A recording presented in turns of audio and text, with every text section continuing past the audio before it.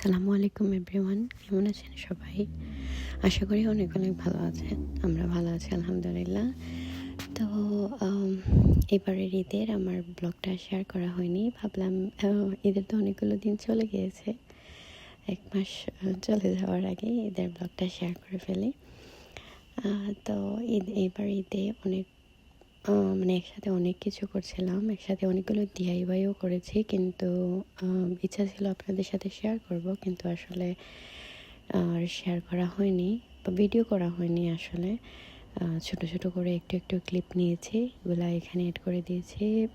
কারণ মানে ভিডিও করে করে কাজ করতে গেলে অনেক সময় অনেক টাইম চলে যায়। সো যেহেতু একা অনেক কিছুই একসাথে করছিলাম, তো ভাবলাম একটু ছোট ছোট করে ক্লিপ নিয়ে রাখি, আর পরে হয়তো এগুলার আরেকবার করলে আপনাদের সাথে ডিআইওয়াইগুলো শেয়ার করব।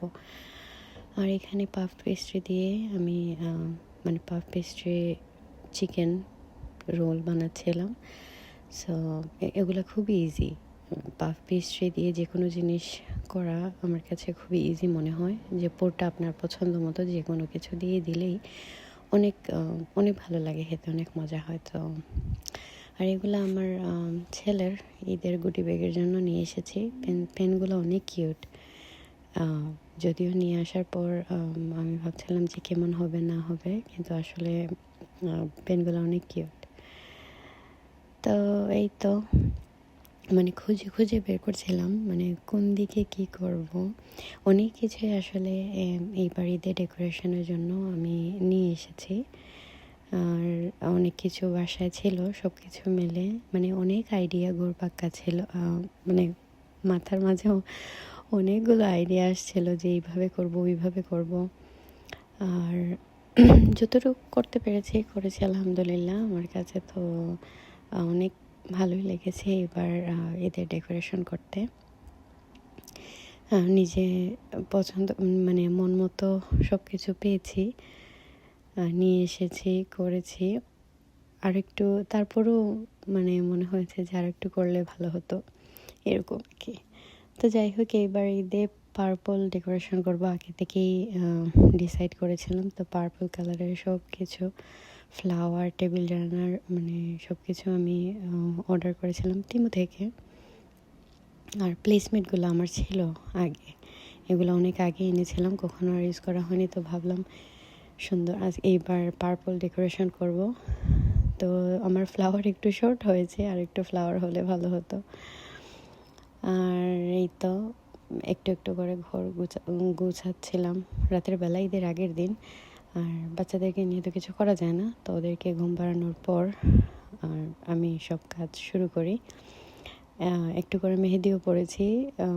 মনে হচ্ছিল যে মেহেদি পরে ঘুমিয়ে পড়ব, কিন্তু আসলে 1 মাস রমজানে যেহেতু ঘুম হয়নি, মানে ঘুমাইনি রাতের বেলা, তো এই জন্য আসলে এই টাইমে আর ঘুমও আসেনি। তো আর কি করার, মেহেদি হাতে নিয়েই কাজ করেছি।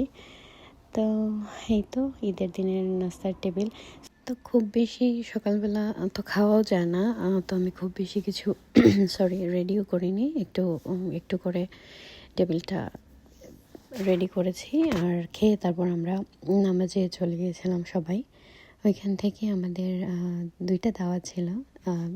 ঈদের দিন বিকেলবেলাও দাওয়াত ছিল, আবার রাতের বেলাও ছিল। এইটা হলো ঈদের পরের দিন। ঈদের পরের দিন সবাইকে বলেছিলাম যে ইভিনিংয়ে আমাদের এখানে চলে আসতে, ঈদের নাস্তা দাওয়াত সবাইকে। তো এই তো সব কিছু অনেকগুলো আইটেমই করেছি, আর কয়েকটা আসলে মিসিং ছিল, আরও কয়েকটা জিনিস পরে অ্যাড করেছি, আর আরও কয়েকটা জিনিস আমি করতে পারিনি। তো যাই হোক, যতটুকু করেছি আলহামদুলিল্লাহ সবারই ভালো লেগেছে। আর এইটা হলো বাকালাবা, আমার হাজব্যান্ডের অফিসে দেওয়ার জন্য বানিয়েছিলাম। ও ঈদের পরে যাবে, তো বললো ঈদের জন্য নতুন বাসা থেকে যেহেতু ও আচ্ছা এইবার নতুন বাসা আমাদের প্রথমই, তো বললো নতুন বাসা যেহেতু প্রথমে যাচ্ছি আমি অফিসে ঈদের পরে, তো কিছু একটা দিলে ভালো হয়। তো আমার কাজ কর্ম তো চলছিল, ঈদের পরে তো অনেক কাজ থাকে। প্রায় 2 সপ্তাহ ঈদের পরে আরও 2টা উইকেন্ডেই আমরা আরও 2টা দাওয়াত করেছিলাম। তো এই তো এবারের ঈদ আমাদের বাসায় আমাদের প্রথম ঈদ। তো আলহামদুলিল্লাহ এবার ঈদটা অনেক ভালো গিয়েছে। আত্মীয় স্বজনরাও সবাই এসেছেন, যেহেতু অনেকেই বাসাও দেখা হয়নি, তো সেই উসিলায়ও এবার ঈদে অনেকেই এসেছেন, তো অনেক ভালো লেগেছে। তো যদিও লেট, তারপরও ভাবলাম ব্লগটা শেয়ার করে রাখি। আর ভালো থাকবেন আপনারা।